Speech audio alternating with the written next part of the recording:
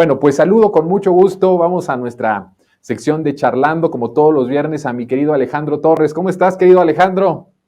¿Cómo estás, querido Jonathan? Con mucho gusto de estar ya por acá y de saludarte en este Me da mucho espacio. gusto saludarte a la distancia. Eh, a ver, yo decía ahorita en el monólogo, Alejandro, que tenemos que ser muy cuidadosos y tendrían que ser muy cuidadosos las corcholatas, y los aspirantes, de lo que están proponiendo y de lo que están diciendo, ¿no? Lo que como se estaba planteando, y tú me dirás si me equivoco o no, desde el inicio, desde que se pusieron las condiciones, es que no se trataba de hacer una campaña con propuestas. No es el objetivo de este proceso interno de Morena. Eso por un lado. Y por el otro también de que hay un proyecto colectivo de nación que se está realizando con diferentes personalidades, con diferentes personas honestas, con un grado de intelectualidad muy alto, pero sobre todo personas que militan y que han dedicado su vida a la transformación de una u otra forma, de una u otra manera. Y de repente, a lo mejor hay candidatos que por ganar, no sé, a lo mejor unos cuantos votos o a lo mejor unas cuantas simpatías, de la gente, empiezan a proponer estrategias de seguridad, que además, vuelvo a repetir, va a ser como el eje de la campaña presidencial, ¿no? El querer decir que lo que se ha logrado no es suficiente o no es importante, este proceso de pacificación. Y entonces en un tema tan sensible que a todos nos llama y a todos nos compete y de alguna u otra forma nos puede afectar, y diría yo, perdón la palabra, pero tramposamente, hay uno de los aspirantes de la transformación que propone un método para tener al país más seguro de la historia, ¿no? Pasándose lo inicial, que es que no se trataba de hacer propuestas o no se trata de hacer propuestas, y pasándose por otro lado que hay un proyecto colectivo que es más importante que el proyecto individual. Y entonces ahí hay como dos acciones, con esta acción más bien como que hay dos cosas que se pasan de largo o como que se ignoran de parte de esta corcholata. Y creo que sí es bien importante hablar de eso, Alejandro, porque no es un proyecto de una persona. Y si no lo están entendiendo las corcholatas, tendríamos que obligarlos a que lo entiendan. No es el proyecto de Claudia, no es el proyecto de Marcelo, no es el proyecto de Adán, no es el proyecto de Noroña. Es el proyecto colectivo de transformación que se construye entre todos, que se realiza entre todos. Pero parece que hay uno que se quiere salir por la tangente y quiere como que irse por otro lado para rebasar de manera tramposa en un tema que, vuelvo a decir, es un tema que a todos nos compete y a todos nos perjudica en alguna medida. Y me parece que no está bien. Más allá de que nos vas a hablar sobre la cuestión del análisis ya propio de la propuesta. Pero ¿cómo ves este primer planteamiento, mi querido Alejandro? Coincido absolutamente, querido Jonathan, con lo que ya has comenzado a plantear sobre esta propuesta que conocimos esta semana de Marcelo Ebrard, específicamente el lunes, en donde presentó su plan Ángel. Pero más allá de esta propuesta específica, que ya estaremos comentando a lo largo del programa, me parece muy importante que justamente el debate se centre en este momento sobre cuál debería ser el sello de los recorridos que están haciendo los aspirantes a la presidencia de la República por Morena, por la cuarta transformación, no solamente de Morena, porque también está registrado Gerardo Fernández Noroña, que ha estado también haciendo asambleas por parte del Partido del Trabajo.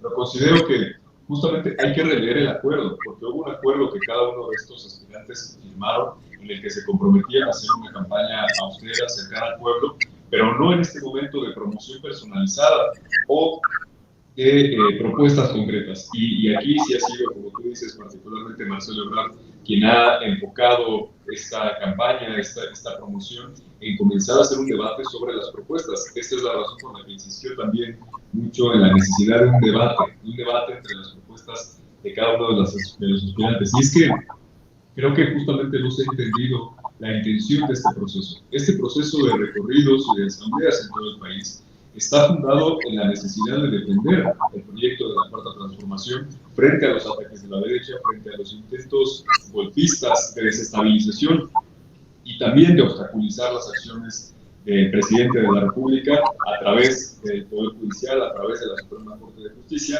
y también frente a a un rearticulamiento de la oposición que se está dando ya y ya están cerrando filas en torno a un personaje y en torno a este mismo proyecto neoliberal que han puesto en marcha en el país desde hace más de 30 años. Entonces creo yo que frente a ese escenario, lo que está en tema es la defensa de la transformación. Quien asuma la responsabilidad, la coordinación de defensa de la cuarta transformación, pues será en su momento precisamente quien haya hecho un mejor trabajo de defensa del proyecto de nación.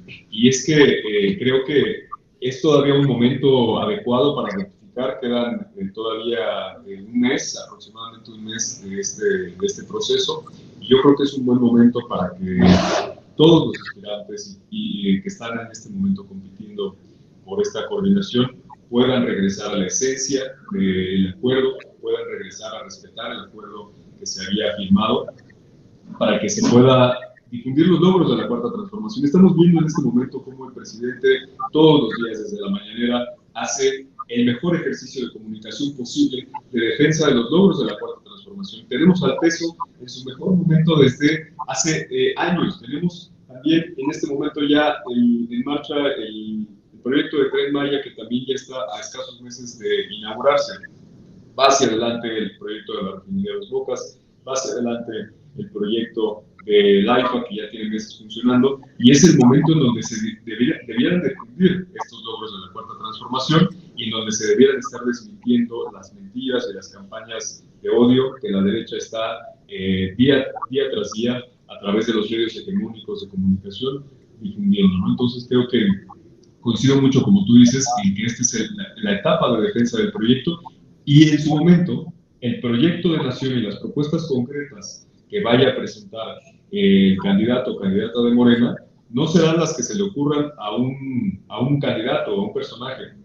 Eso también está en construcción. Precisamente este domingo se va a llevar a cabo en los 300 distritos electorales del país las consultas para la elaboración del proyecto de nación 2024-2030, en donde todas las personas pueden acudir a la plaza pública de su distrito, de su municipio, a participar en este ejercicio democrático del proyecto de nación, de la construcción del proyecto de nación 2024-2030. Y él o la representante o coordinadora de defensa de la cuarta transformación en su momento tendrá que defender este proyecto que se va a elaborar de forma colectiva, como te digo, en estos meses y en estos días que se estará llevando a cabo esta consulta.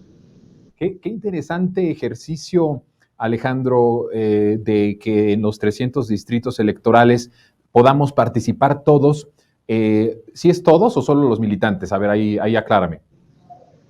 Todas las personas pueden participar en este ejercicio y creo que es el mejor contraste de cómo va a elaborar su proyecto la derecha, que ya designó a José Ángel Gurría, el artífice del FOBAPROA, el artífice de muchas de las reformas estructurales del periodo neoliberal que dejaron al país destruido, que dejaron al país en las condiciones en las que nos entregaron. Va a ser una persona, del lado de Claudio X González, quien mejor encarna los valores, la ideología neoliberal, va a ser esta persona quien se va a encargar de redactar el proyecto de nación de la derecha para el 2024-2030. Y por el contrario, del lado de la cuarta transformación, del lado de Morena, va a ser un proceso abierto, así como va a ser una encuesta, el mecanismo a través del cual se va a escoger al coordinador o coordinadora de defensa de la cuarta transformación, también va a ser un ejercicio abierto, transparente, democrático, en el que cualquier persona se va a poder acercar a la plaza pública de su municipio, de su demarcación,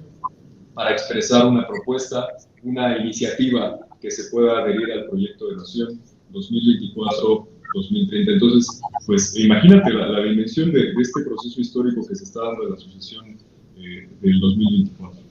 Sí, la dimensión y el contraste tan abismal de cómo ellos están haciendo su proyecto, de cómo lo están formando y de cómo de este lado se está haciendo. Pero a ver, vamos a pasar ahora sí al punto. Revisaste la propuesta que se llama Ángel, me parece, ¿no? Ángel de seguridad, que está impulsando Marcelo Ebrard y que, bueno, pues aprovechándose también de esto de la inteligencia artificial y todas estas nuevas tecnologías, está proponiendo algo muy acorde también con una clara estrategia de publicidad, y eso es algo que lastima bastante, Alejandro, que de nuevo la seguridad pública, la pacificación, tenga que ver con estas cuestiones sensacionalistas y con estas cuestiones que rayan más en la parte publicitaria que en la parte de fondo de cómo lograr la paz verdadera y la paz duradera.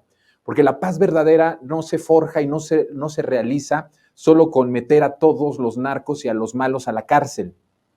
Es tan simplista pensar esto, sino que tiene que ver con todo un ejercicio del Estado, como el que estamos llevando a cabo y como el que está llevando a cabo el presidente López Obrador, del estado de bienestar, del trabajo, del salario mínimo, de los apoyos directos a jóvenes, adultos mayores, a madres solteras, a personas con discapacidades diferentes.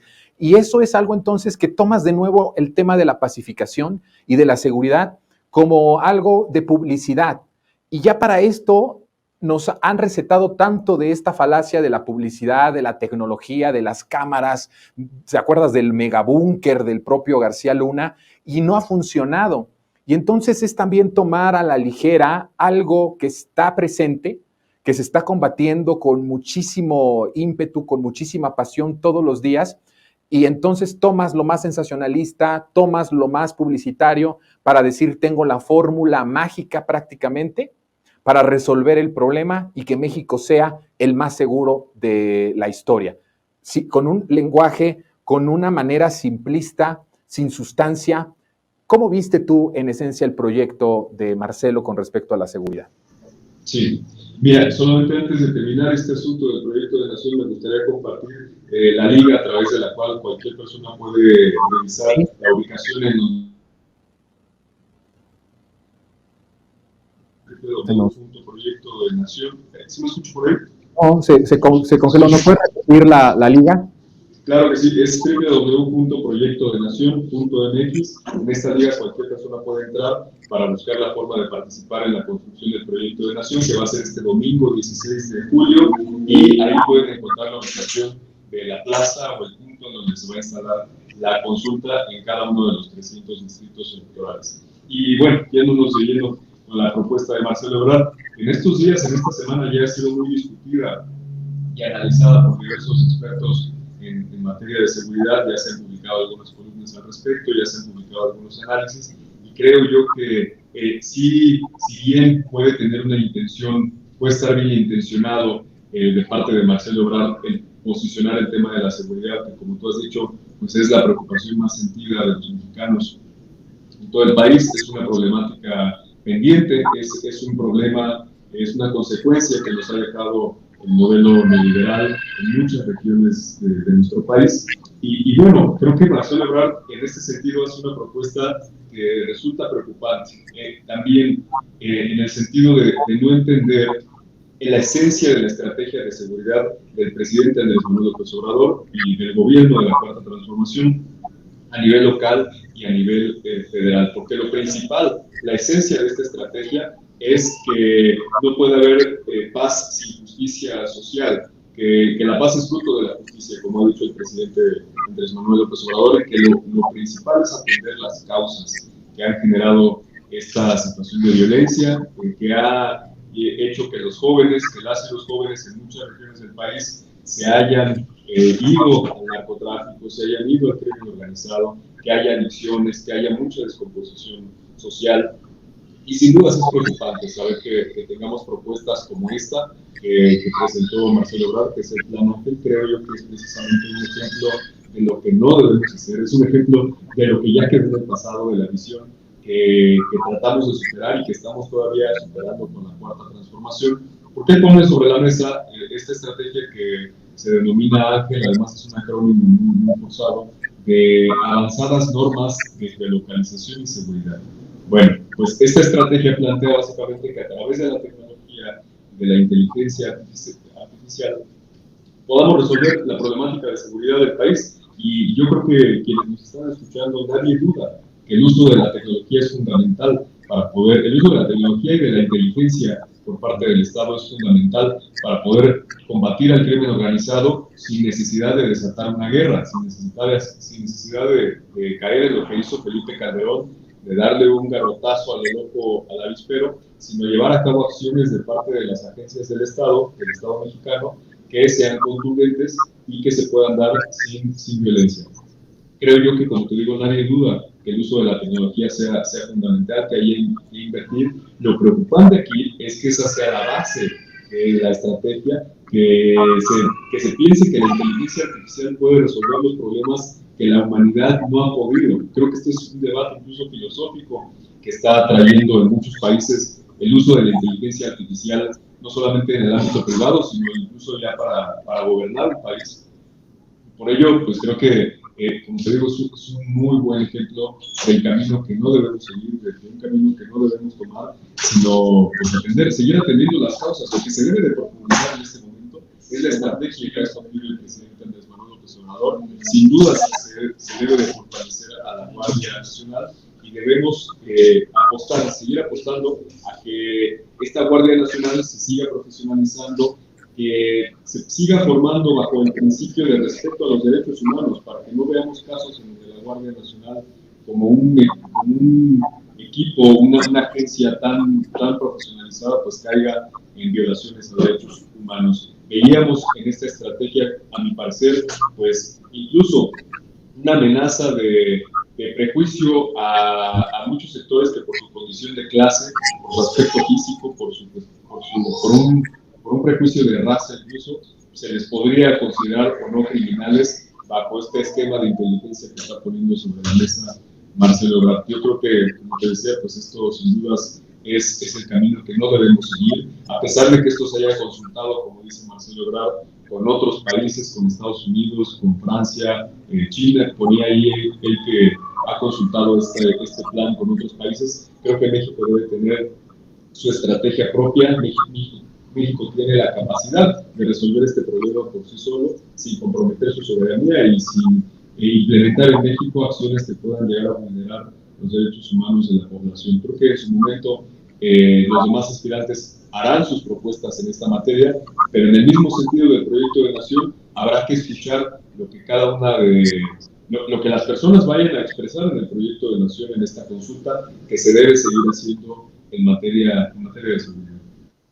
Sí, yo creo que Marcelo, sí, coincido, no dudo de que sea una buena intención. De hecho, creo que es con las mejores intenciones de solucionar un problema, pero sí se ve un poco gandalla, Marcelo, al querer volverse a adelantar a dar como la noticia, ¿no? Como que poner el centro de atención de los medios de comunicación, que la tuvo porque pues esta propuesta salió en todos los medios, se explicó o se hicieron notas con respecto a lo que estaba anunciando ahí. Después vino también, obviamente, los que estaban a favor, los que están en contra, pero a mí me parece que sí es como una gandalle de querer adelantarse en estos temas para ir ganando simpatías de los ciudadanos, sobre todo de aquellas personas que tal vez no están tan metidas en el proceso interno de Morena, hablándole no a los militantes de Morena, sino hablándole a las personas que no militan, o incluso que están en contra de Morena,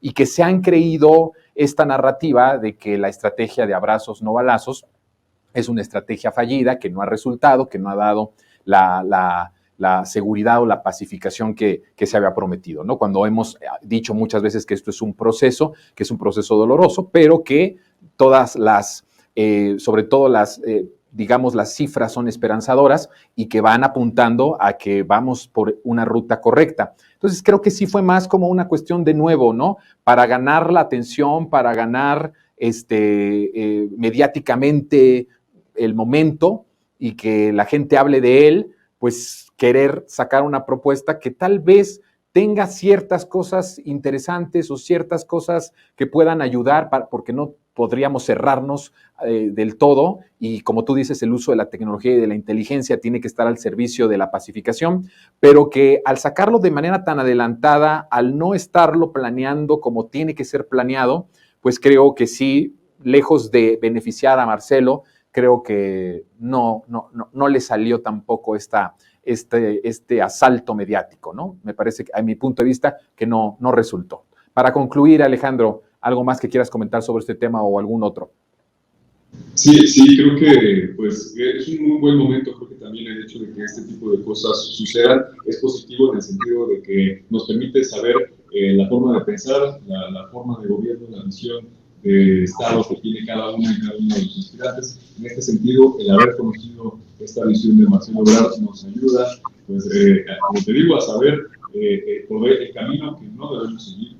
Creo que puede haber quien incluso, yo te diría, dentro de la cuarta transformación puede tener una cierta simpatía. Yo lo he escuchado de algunas personas, por ejemplo, por el régimen y la estrategia de seguridad que ha seguido Bukele en El Salvador. Y hay que tener mucho cuidado con este tipo de discursos que siguen apostando a la criminalización de los pobres, que siguen apostando al uso de la fuerza, a un Estado autoritario, a un Estado protofascista como el que existe en El Salvador, en donde se apuesta por meter a la cárcel a jóvenes, a toda la población. Y creo yo que lo principal aquí, como te decía, pues debe ser la reforma al Poder Judicial, que como ya decías antes de que entráramos a este espacio, pues es necesaria esta mayoría calificada, es necesaria el plan C para tener la mayoría en la Cámara de Diputados, en la Cámara de Senadores, que nos permitan hacer una reforma profunda al Poder Judicial, porque no habrá una situación de pacificación del país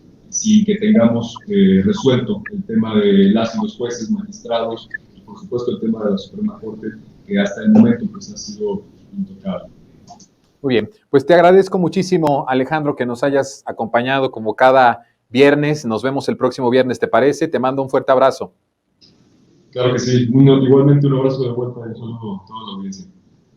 Muy bien, pues ahí estuvo Alejandro Torres. Este tema que nos trajo Alejandro me parece que es fundamental y que tenemos que ser muy cuidadosos con este tema de la pacificación, de no perder la brújula y no perder la misión y la ruta. La ruta que se está llevando a cabo en este momento es la ruta correcta, es la forma más humana y también es la forma mucho más estratégica de poder crear un país en paz, que es reconciliar y saldar las deudas de desigualdad y de pobreza que se tienen con las comunidades. Es la mejor forma, porque esto te garantiza una paz duradera, no una paz mediática, no una paz del uso de la tecnología, de las armas y de la mano dura, que eso a la par crea resentimientos dolorosos y crea rencores muy profundos en la gente, sino que te garantiza una paz con esperanza, una paz con futuro, una paz con bienestar, una paz con justicia.